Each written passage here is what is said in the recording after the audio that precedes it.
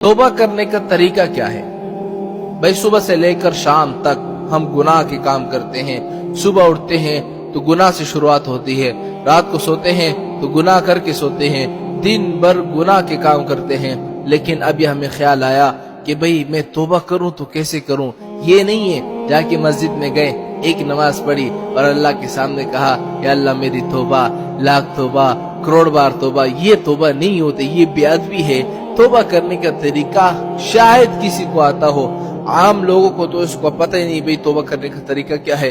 बड़ा आसान तरीका है। अगर आप थक गए हैं गुनाह करने से, अभी खुदा के सामने चले जाओ और खुदा के सामने मांगो। तौबा करने के लिए सिर्फ 3 शर्तें हैं, 3 शर्तें हैं, ज्यादा नहीं है, सिर्फ 3 शर्तें हैं। पहली शर्त क्या है कि जो गुनाह हो उसको फौरन छोड़ दो। मिसाल के तौर पर आप शराब पीते हो, आप उसको फौरन छोड़ दो। मिसाल के तौर पर आप सिगरेट नशा करते हो, चरस पीते हो, उसको फौरन छोड़ दो। मिसाल के तौर पर आप गीबत करते हो, उसको फौरन छोड़ दो। मिसाल के तौर पर आप जिना करते हो, उसको फौरन छोड़ दो।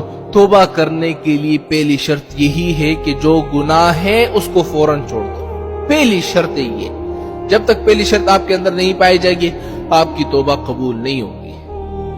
पहली बात हो गई। दूसरी शर्त ये है कि आपने जो जो गुनाह किए हैं ना, तो उसमें आपको निदामत महसूस हो, शर्म महसूस हो।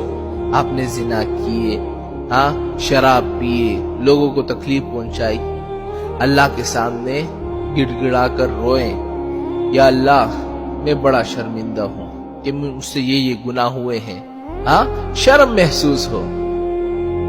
तीसरी शर्त क्या है कि आज़म कर ले कि आइंदा के बाद मैं ये गुनाह कभी भी नहीं करूंगा।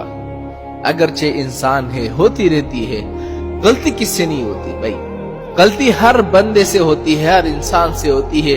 आप देखते नहीं क्या आदम अलैहिस्सलाम से गलती हुई, गलती हर इंसान से होती है।